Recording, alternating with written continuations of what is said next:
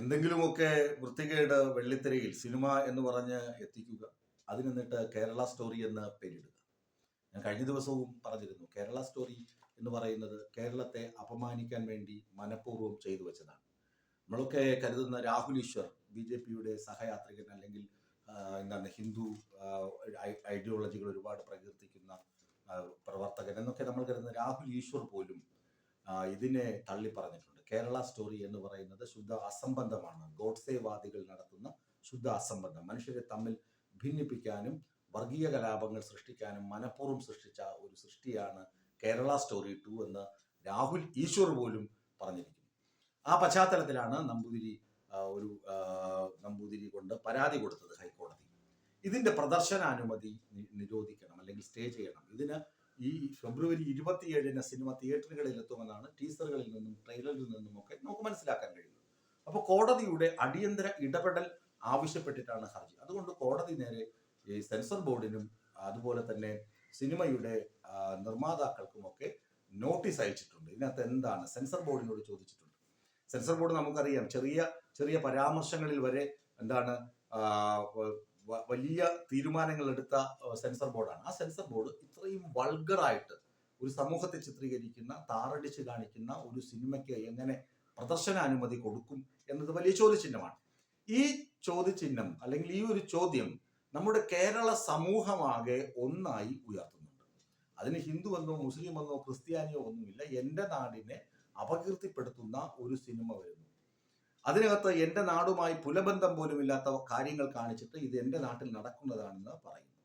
അപ്പോൾ അതിനെ എതിർക്കുക എന്ന് പറയുന്നത് ഓരോ കേരളീയന്റെയും ധാർമ്മികമായ ഉത്തരവാദിത്തമാണ്.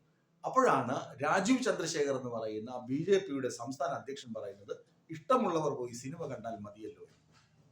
അങ്ങനെയാണെങ്കിൽ ഇദ്ദേഹം മറ്റ് പല സിനിമകളെയും നിരുത്സാഹപ്പെടുത്താനും എതിർക്കാനും പാടില്ലായിരുന്നു എന്ന് നമുക്ക് തോന്നാം. അതുപോലെ മേജർ രവിയുടെ നാക്ക് ഇറങ്ങിപ്പോയോ എന്ന് നമുക്ക് സംശയം തോന്നാം. മേജർ രവിയൊക്കെ കേരളീയനല്ലേ? കടുത്ത വർഗീയത പറയുന്ന ഒരു സിനിമയ്ക്ക് ഇവരൊക്കെ പച്ചക്കൊടി കാണിക്കുന്നത് എന്തിനു വേണ്ടിയാണ് എന്ന് ചോദിച്ചാൽ 4 വോട്ടിന് വേണ്ടിയാണ്. ഇവിടെ ഹിന്ദു വർഗീയത എന്നൊരു വർഗീയത ഉണ്ടെങ്കിൽ അതിന് ഇവിടെ ഈ മണ്ണിനെ വിഷലിപ്തമാക്കാൻ കഴിയുകയില്ല എന്ന് പലകുറി നമ്മൾ തെളിയിച്ചതാണ്.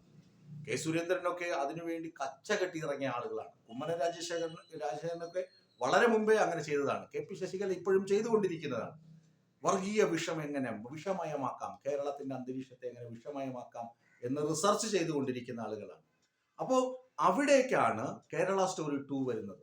നിർബന്ധിപ്പിച്ച് ബീഫ് കഴിപ്പിക്കാൻ ശ്രമിക്കുന്ന പശ്ചാത്തലം, അതുപോലെ ഇനി നിങ്ങളുടെ മകളായിരിക്കും ഇരയാവുന്ന എന്ന ഡയലോഗുകൾ, ഇതൊക്കെ ട്രെയിലറിൽ നിന്ന് മനസ്സിലാക്കിയതാണ്. അപ്പോൾ ഇങ്ങനെ കേരളത്തിൽ നടക്കാത്ത കാര്യങ്ങൾ, കേരളത്തിൽ എത്രയോ മിശ്ര വിവാഹങ്ങൾ നടക്കുന്നുണ്ട്. കേരളത്തിൽ എനിക്കറിയാവുന്ന തന്നെ 100-ലധികം കുടുംബങ്ങളുണ്ട്, മിശ്ര വിവാഹിതരായ കുടുംബങ്ങൾ. മുസ്ലിമും ക്രിസ്ത്യാനികളും ഹിന്ദുക്കളും ഇസ്ലാമികളും ഒക്കെ ആയി കല്യാണം കഴിച്ച് സുഖമായി കുടുംബ ജീവിതം നയിക്കുന്ന 100-ലധികം കൂട്ടുകാരെ എനിക്കറിയാം. അങ്ങനെയൊക്കെയുള്ള നമ്മുടെ സംസ്ഥാനത്ത് ഇമാതിരിയുള്ള കള്ളങ്ങൾ പ്രചരിപ്പിച്ച് ഇവിടെ എന്തൊക്കെ മോശം നടക്കുകയാണ്. അതിന്റെ പ്രധാന അജണ്ട എന്ന് പറയുന്നത് കേരളം ഗോഡ്സ് ഓൺ കൺട്രിയാണ്, ദൈവത്തിന്റെ സ്വന്തം നാടാണ്. ഇനി ഈ വികസനങ്ങൾ സുസാധ്യമായി കൊണ്ടിരിക്കുന്ന കേരളത്തിൽ ഗോഡ്സ് ഓൺ ഹെവൻ, ദൈവത്തിന്റെ സ്വന്തം സ്വർഗം എന്ന തരത്തിലേക്ക് ഈ ക്യാപ്ഷൻ മാറ്റണം എന്ന് വരെ വാദിക്കുന്ന ആളുകളുണ്ട്. ദൈവത്തിന്റെ സ്വർഗമാണ് കേരളമെന്ന്. അത്രമാത്രം മതസൗഹാർദ്ദവും ഒരു സെക്കുലർ കമ്മ്യൂണിറ്റി ഉള്ള കേരളത്തിൽ ഒരാൾക്ക് വീഴ്ച വന്നാൽ അയാളെ താങ്ങിയെടുക്കുന്ന സഹോദര തുല്യനായി കാണുന്ന സമൂഹം അധിവസിക്കുന്ന കേരളത്തിൽ ഇങ്ങനെയുള്ള വിഷലിപ്തമായ കാര്യങ്ങൾ കൊടുത്താൽ മാത്രമേ ഈ സമൂഹം അടിച്ചു പിരിയുകയുള്ളൂ. അതുകൊണ്ട് ഇങ്ങനെ വിഷം പുരട്ടിയ കഥകളും വിഷലിപ്തമായ വാക്കുകളും കൊണ്ട് നമ്മുടെ സമൂഹത്തിൽ സ്പർദ്ധ ഉണ്ടാക്കാൻ ശ്രമിക്കുകയാണ്. അതുകൊണ്ടാണ് സാംസ്കാരിക മന്ത്രി സജി ചെറിയാനും CPM ജനറൽ സെക്രട്ടറി MA ബേബിയും ഉൾപ്പെടെയുള്ള ആളുകൾ, രാഹുൽ ഈശ്വറിനെ പോലെയുള്ള ആളുകൾ പോലും ഈ സിനിമയെ എതിർത്ത് മുന്നോട്ട് വരുന്നത്. ഇപ്പോൾ ഹൈക്കോടതി എന്തു വന്നാലും ഈ സെൻസർ ബോർഡിനൊക്കെ കത്തയച്ചിട്ടുണ്ട്, നോട്ടീസ് അയച്ചിട്ടുണ്ട്. അതിൻ്റെയൊക്കെ മറുപടി വരുമ്പോൾ നമുക്കറിയാം എന്താണ് ഈ സിനിമ. കഴിവിന്റെ പരമാവധി ഇത്തരം സിനിമകളെ നിരുത്സാഹപ്പെടുത്തുക, കേരളം ഒറ്റക്കെട്ടായി നിന്ന് കേരളത്തിനെതിരെ നടക്കുന്ന ഈ ആക്രമണങ്ങൾക്കെതിരെ ബൗദ്ധികമായും സാംസ്കാരികമായും പ്രതിരോധിക്കേണ്ട ധാർമ്മിക ഉത്തരവാദിത്വം നമുക്കുണ്ട് എന്ന സത്യം തിരിച്ചറിയേണ്ടതുണ്ട്.